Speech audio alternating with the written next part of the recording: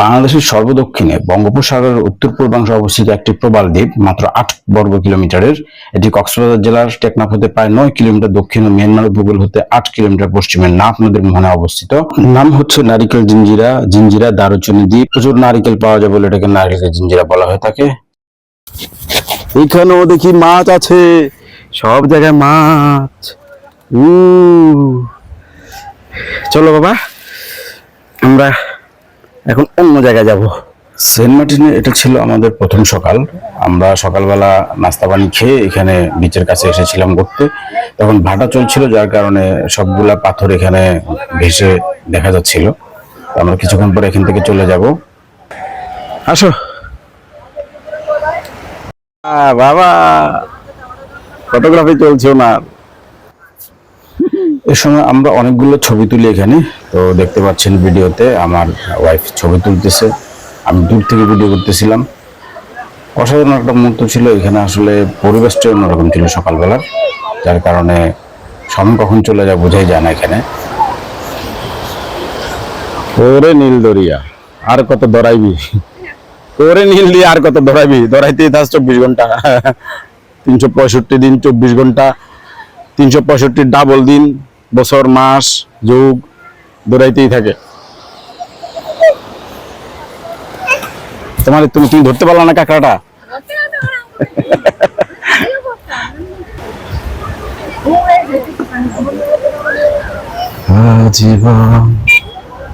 ও auto auto, আরে ধৈর্য।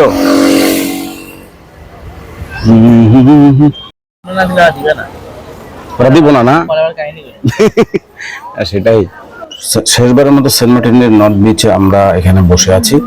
এখানে কিছুটা সময় থেকে তারপর ড্রোনটা ফ্লাই করে একটু সমস্যা ছিল ড্রোন ফ্লাই করতে। তারপর এখানে কিন্তু ড্রোন আমি ফ্লাই করি, তারপরে পুরো এলাকাটা দেখি। এখন ড্রোন ভিডিওগুলো দেখুন। ড্রোন ভিডিও দেখতে দেখতে কিছু গুরুত্বপূর্ণ তথ্য আপনাদেরকে জানিয়ে দেই এই সেন্ট মার্টিন সম্পর্কে। কবে প্রথম এই দ্বীপটিকে মানুষ শনাক্ত করেছিল তা জানা যায়নি। প্রথম কিছু আরব বণিক এই দ্বীপটির নামকরণ করেছিল জিঞ্জিরা। তারপর চট্টগ্রাম থেকে দক্ষিণ পূর্ব এশিয়া যাতায়াতের সময় এই দ্বীপটিকে বিশ্রামের জন্য ব্যবহার করত। তারপর চট্টগ্রাম এবং তৎসংলগ্ন মানুষ এই দ্বীপটিকে জিঞ্জিরা নামেই চিনত। 1890 সালের দিকে কিছু বাঙালি এবং রাখাইন সম্প্রদায়ের মানুষ এই দ্বীপে বসতি স্থাপনের জন্য আসে। এটা ছিল মূলত মৎস্য শিকারী। যতটুকু জানা যায়, প্রথম অধিবাসী হিসেবে বসতি স্থাপন করেছিল 13টি পরিবার। সেন্ট মার্টিন দ্বীপের আয়তন প্রায় 8 বর্গ কিলোমিটার, উত্তর ও দক্ষিণে লম্বা। এই দ্বীপের 3 দিকের ভীত শিলা যা জোয়ারের সময় তলিয়ে যায় এবং ভাটার সময় জেগে ওঠে, যেগুলোকে আমরা প্রবাল পাথর বলি। এগুলোকে ধরলে এর আয়তন হবে 10 থেকে 15 বর্গ কিলোমিটার। এই দ্বীপটি উত্তর ও দক্ষিণের প্রায় 5.6 কিলোমিটার লম্বা। দ্বীপের প্রস্থ কোথাও 700 মিটার, আবার কোথাও 200 মিটার। 200 মিটার হচ্ছে গলা চিপার ওই পাশটা, 100% আমি শিওর। দ্বীপটির পূর্ব, দক্ষিণ ও পশ্চিম দিকে সাগরের অনেক দূর পর্যন্ত অগণিত শিলাস্তূপ আছে, দ্যাট মিনস প্রবাল পাথর আর কি। সমুদ্রপৃষ্ঠ থেকে সেন্ট মার্টিন দ্বীপের গড় উচ্চতা 3.6 মিটার মাত্র। সেন্ট মার্টিনের পশ্চিম, উত্তর, পশ্চিম দিক জুড়ে রয়েছে প্রায় 10-15 কিলোমিটার প্রবাল প্রাচীর। আমার এই ভিডিওটি শীতকালের সকালে করা, যার কারণে এখানে প্রচুর পরিমাণে কুয়াশা দেখতে পাচ্ছেন। দূরের জিনিসগুলো ভালো ক্লিয়ার দেখা যাচ্ছে না। এটা যদি আপনি শরৎকালে আমি যদি ভিডিওটা করতে পারতাম, আমি আপনাকে ক্লিয়ার একটা সেন্ট মার্টিনের ভিউ দেখাতে পারতাম। যদিও এখানটা আমি কাছের জিনিসগুলো ক্লিয়ার দেখতে পাচ্ছি, দূরে কিন্তু সবকিছু সাদাই দেখা যাচ্ছে। ভিডিওতে দূরে যে সাদা অংশটা দেখতে পাচ্ছেন সেখানটাই হচ্ছে জাহাজ জেটি ঘাট, যেখানে জাহাজগুলো নোঙর করা, ওখান থেকেই পর্যটকরা নেমে তারপর বিভিন্ন জায়গায় ছড়িয়ে যায়। আমরা ওখানে নেমে এখানে নর্থ বিচে এসেছি। প্রায় 66 প্রজাতির প্রবাল, 187 প্রজাতির শামুকঝিনুক, 153 প্রজাতির সামুদ্রিক শৈবাল, 157 প্রজাতির গুপ্তজীবী উদ্ভিদ, 240 প্রজাতির সামুদ্রিক মাছ, আরো অনেক নানা প্রজাতির পাখি আছে। স্থানীয়ভাবে পেঁজালা নামে পরিচিত সি উইডস বা এলগি এক ধরনের সামুদ্রিক শৈবাল সেন্ট মার্টিন প্রচুর পরিমাণে পাওয়া যায়। ভিডিওর এই অংশে দেখতে পাচ্ছেন সেন্ট মার্টিন নর্থ বিচের একটা ঝাউবনের মতো অংশ, যেখানটায় আমাদের রিসোর্টটা অবস্থিত। এখানে অনেকগুলো নারিকেল বাগান আছে। দেখতে পাচ্ছেন এখানে ছাতা দিয়ে বসার যে ব্যবস্থা সেটাও করা আছে। একটা বাইক যাচ্ছে, সুন্দর দেখা যাচ্ছে দেখতে। সো এখানটায় দেখতে দারুণ লাগছে। কেওড়া বন ছাড়া প্রাকৃতিক বন বলতে যা বোঝায় তা কিন্তু এই সেন্ট মার্টিনে নেই। তবে দ্বীপের দক্ষিণ দিকে প্রচুর পরিমাণে কেওড়া ঝোপঝাড় আছে। এইখানটা দেখতে পাচ্ছেন নারিকেল বাগানের পিছনে আমাদের যে রিসোর্টটা, ইকো ডিভাইন বিচ রিসোর্ট, সেটার একটা অংশ।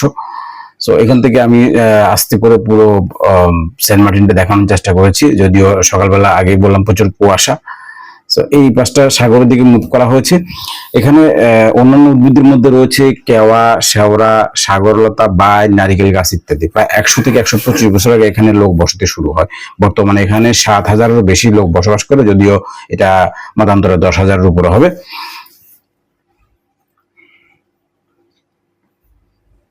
মানুষ যার যার মতো করে এখানে ঘুরে বেড়াচ্ছে।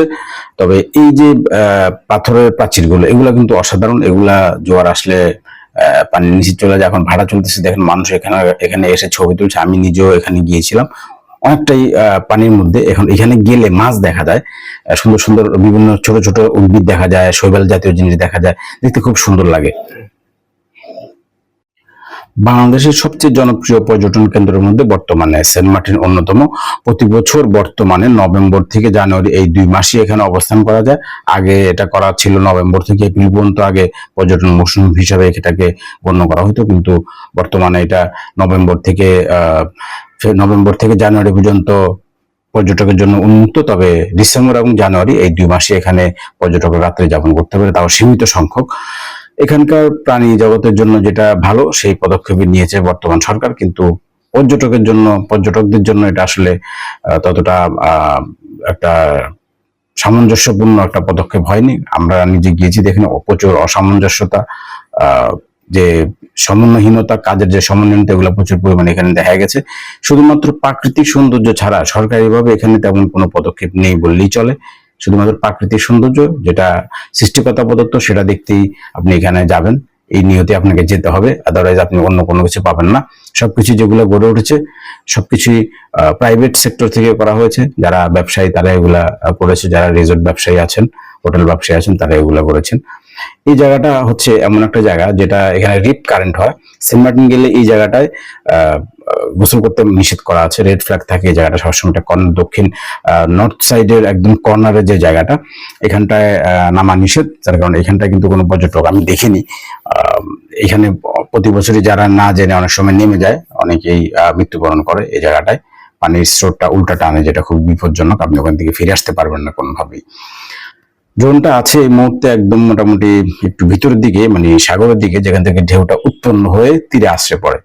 দেখতে কেমন লাগছে? আমার কাছে কিন্তু দারুণ লাগছে। আমি অনেক ট্রাই করেছি ড্রোনটাকে স্লোলি মুভ করানোর জন্য, কিন্তু এখানে প্রচুর বাতাস। আমার ছোট ড্রোন ছিল ডিজাইন মিনি 2, যার কারণে এটা এত বাতাস লোড নিতে পারে না। আমি ভালো মতো যতটা চেয়েছি ততটা ঠিক দেখাতে পারিনি, কিন্তু তারপরও চেষ্টা করেছি যতটা সম্ভব আপনাদেরকে দেখানোর জন্য ড্রোনের মাধ্যমে, পাখির চোখে যেটাকে বলি আমরা। তো অনেকটা পথ ঘুরে আবার আমি চলে এসেছি আমাদের রিসোর্টের কাছে। রিসোর্টের পিছনে যেটা বললাম, যেটা ঝাউবনের মতো অংশ ছিল। সর্বোপরি সেন্ট মার্টিন যেতে হলে আপনাকে অনেক বেশি খরচ করতে হবে, এরকম একটা চিন্তা ভাবনা, এরকম পকেট ভারী করে তারপর আপনাকে সেন্ট মার্টিন যাওয়া উচিত। কারণ এখানটায় এখানে প্রচুর খরচ। যে পরিমাণ টাকা খরচ হয়, আপনি চাইলে ছোট্ট করে নেপাল কিংবা থাইল্যান্ড একটা ট্যুর দিয়ে চলে আসতে পারবেন, যদি সিঙ্গেল হয়ে থাকেন। দেখতে পাচ্ছেন এখানে সাগরের ঢেউগুলো কি সুন্দরভাবে আসে পড়ছে একদম স্লোলি। তখন ভাটা চলছিল, যার কারণে খুবই শান্ত ছিল সাগর, এবং দেখতেও দারুণ লাগছে। সকালবেলার ভিউ এটা, সূর্য তখন অল্প অল্প করে উঠছিল, যার কারণে ভিডিওটা আস্তে আস্তে ক্লিয়ার হচ্ছে। সকালবেলা যখন আরেকটু আগে ছিল তখন ভালো পরিমাণে কুয়াশা ছিল, চারপাশে কিছুই দেখা যাচ্ছিল না, কিন্তু এখন কিন্তু অনেকটাই ক্লিয়ার হয়েছে, ভিডিওটা দেখতে পাচ্ছেন। তো এখানে আর অল্প কিছু সময় আমরা আছি। দিনের প্রথম ভাগের আমাদের 11:30টার দিকে এটা চেক আউট ছিল। সো এখান থেকে আমরা একটু পরে বের হয়ে যাব। ড্রোন উড়ানোর ক্ষেত্রে কিছু বিধিনিষেধ আছে, যেগুলো আমাকে একটু পরে একজন এসে আমাকে নামিয়ে নিতে বললো ড্রোনটা, যদিও তাকে কোনোভাবেই সরকারি লোক কিংবা প্রশাসন লোক মনে হয়নি। সাধারণ ফটোগ্রাফার, তারাই নাকি এখানকার এগুলো নিয়ন্ত্রণ করে। এই শটটা আমার কাছে দারুণ লাগছে, দেখছেন কি সুন্দর একটা শট, অসাধারণ। এটা আসলে খালি চোখে সবচেয়ে ভালো দেখা যায়। ড্রোন দিয়ে যদিও কালারটা ভালো আসেনি, বাট খালি চোখে বেশি সুন্দর দেখা যায় জায়গাটা। অবশ্যই সেন্ট মার্টিন যাবেন, সময় সুযোগ থাকলে অবশ্যই যাবেন। বাংলাদেশের নাগরিক হলে তো অবশ্যই যাবেন।